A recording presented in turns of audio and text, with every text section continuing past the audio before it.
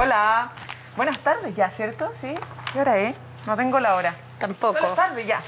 Bueno, estamos en esta segunda transmisión en vivo desde el Ministerio de Salud en esta oportunidad. La vez pasada estuvimos en la Secretaría General de Gobierno contándole un poco de la adhesión al Acuerdo de Escazú que realizamos como gobierno del presidente Gabriel Boric. Y hoy día estamos en el Ministerio de Salud, en tu casa, ministra, para hablar de un hecho sumamente importante junto también a nuestro ministro de Ciencia, Begoña y Flavio. Queremos contarles lo súper importante en la línea de los pasos que estamos dando en relación a nuestros compromisos programáticos y particularmente el compromiso que nuestro presidente y nosotros como gobierno hemos sostenido respecto al desarrollo científico, tecnológico y sanitario. Necesitamos aprovechar las capacidades que podemos tener, ¿cierto?, generar, y las que ya hay en nuestro territorio nacional para avanzar hacia mayores niveles de soberanía. Tenemos riqueza en nuestro país, tenemos muchas mentes y cerebros pensando, ¿cierto?, en mejores condiciones para el desarrollo y particularmente en el ámbito sanitario. A propósito de la pandemia, se ha instalado fuertemente la idea de tener soberanía sanitaria.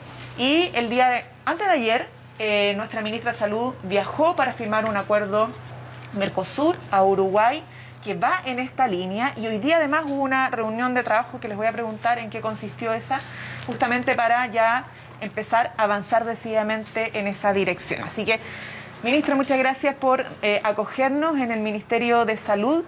Cuéntenos un poco qué consistió primero el acuerdo en el Mercosur y cuál es la proyección en materia de soberanía sanitaria.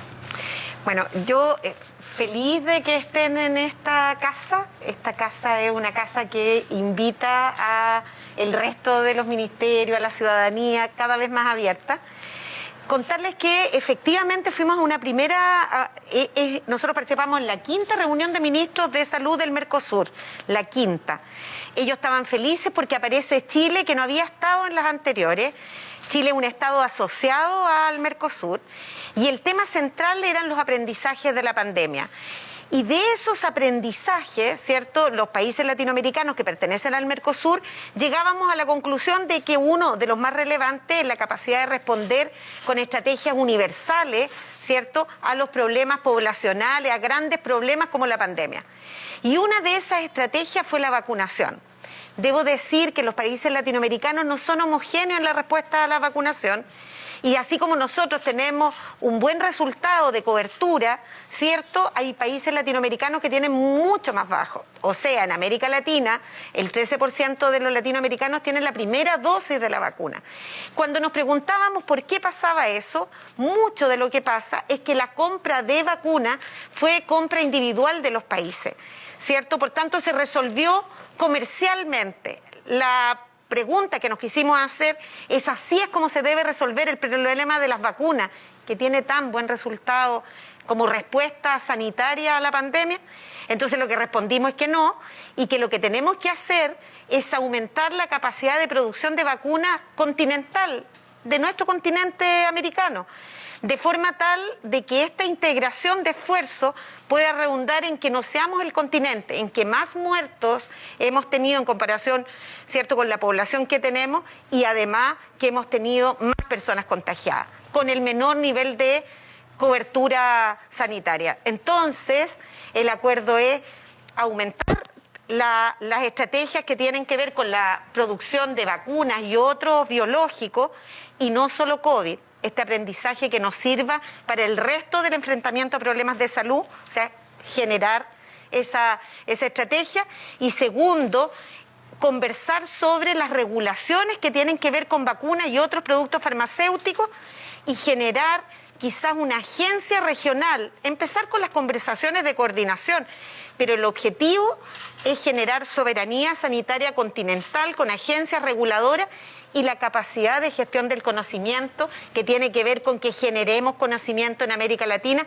Tenemos capacidades, pero lo que tenemos que hacer es integrarlas, ser complementarios, trabajar en conjunto, y cuando necesitemos comprar alguna tecnología, también ponernos de acuerdo y comprar juntos. O sea que tiene mucha relación con lo que planteaba hoy la propuesta del ministro de Ciencia, y que para nosotros en salud es tremendamente relevante en lo nacional, pero yo quiero poner el énfasis en lo latinoamericano. Pero ministra, ¿qué beneficios trae esto? Porque uno habla de soberanía sanitaria, bueno, nos coordinamos como región en comprar, pero también podemos producir.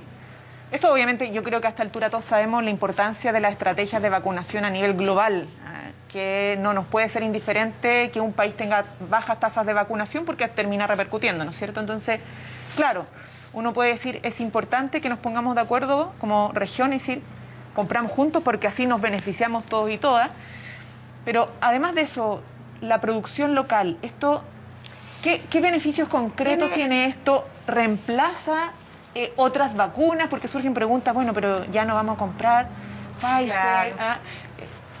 En lo concreto, ¿por qué es bueno esta coordinación?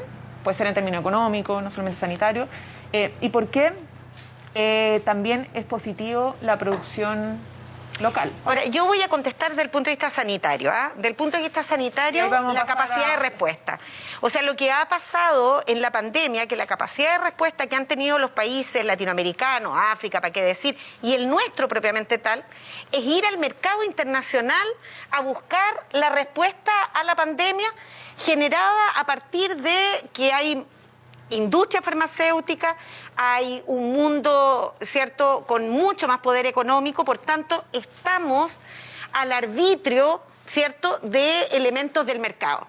Lo que hace esto es que la capacidad que tengamos de adaptación, o sea, llega una próxima pandemia, una variante distinta, nosotros producimos vacunas y por tanto la capacidad que nuestro esfuerzo propio sea capaz de adaptarse a al nuevo desafío es mucho mayor. Eso es soberanía sanitaria, es tener capacidad de respuesta local. Ahora, el local a mí me gusta más regional, o sea, que no solo sea Chile, sino que estemos integrados, ¿cierto?, con las competencias y complementariedades necesarias, pero es capacidad de respuesta a los grandes problemas de salud.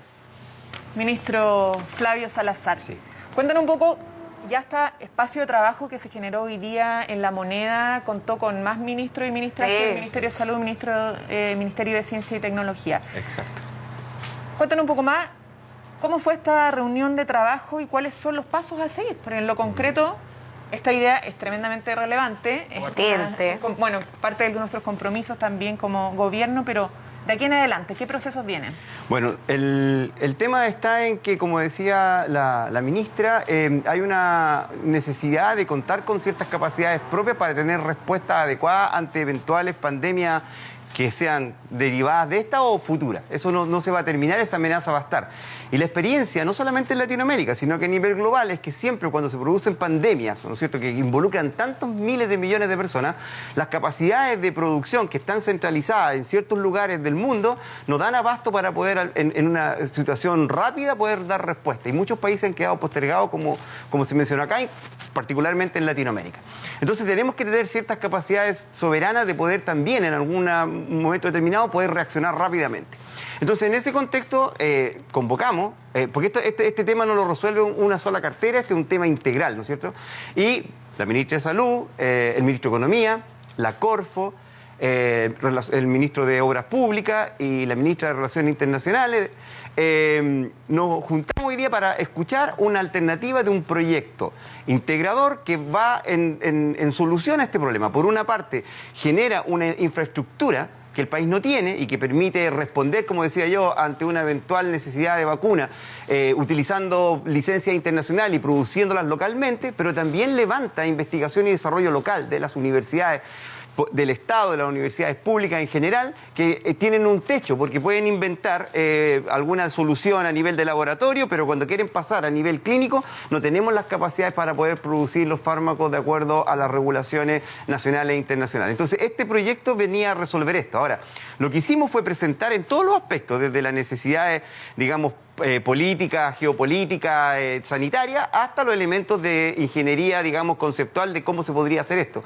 Y fue muy bien recibido. Yo quedé muy contento, la mayoría lo encontró que era un proyecto emblemático, que lo debiésemos apoyar todos, que se lo vamos a presentar al presidente para que le dé un apoyo contundente, porque creo que es una forma no solamente que se relaciona a un problema determinado, sino que permite un modelo de cómo podemos fomentar el fortalecimiento del Estado para convocar a privados, para convocar a la academia y abordar proyectos proyectos, digamos, de investigación y desarrollo que modifiquen la matriz productiva del país y generen una sociedad más inclusiva, más respetuosa de la naturaleza, etcétera. Entonces, es un modelo para una estrategia mucho más amplia y yo creo que hoy día fue muy exitosa la reunión.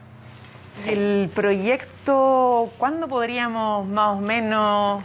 Yo sé que estas cosas tienen su etapa. Está avanzado, o sea, el proyecto del punto... Pero ¿cuándo podríamos conocer ya el proyecto en lo concreto? Y para que el presidente pueda... No, el proyecto lo va a conocer en los próximos días. Lo que queremos, ojalá, que este centro esté funcionando antes de que termine el gobierno. O sea, este es un proyecto de ahora, es el proyecto emblemático que creo yo que deberíamos impulsar para demostrar varios elementos. Uno, que el Estado puede conducir y articular diferentes actores, incluyendo los privados.